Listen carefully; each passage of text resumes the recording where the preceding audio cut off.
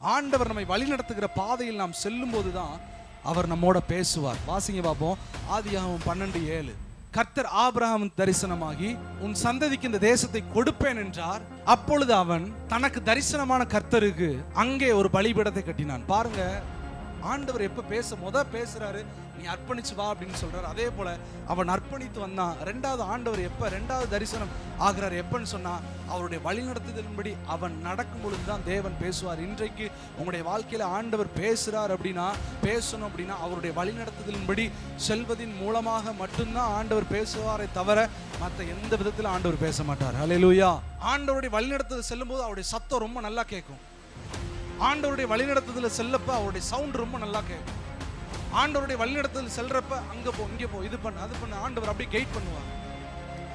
இன்றைக்கு நம்ம எல்லாரும் ஆண்டவருடைய வழிநடத்துதலின்படி செல்றோமா? வாலிபர்கள் ஆண்டவருடைய வழிநடத்துதலின்படி செல்றீங்களா?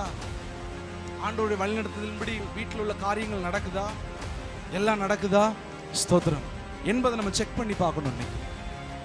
அப்படின்னா ஆண்டவருடைய வழிநடத்துதல் என்பது ரொம்ப ரொம்ப ரொம்ப ரொம்ப அது அற்புதமானது, அது ரொம்ப அதிசயமானது. அந்த பாதையில ரொம்ப ஆச்சரியமா இருக்கும்.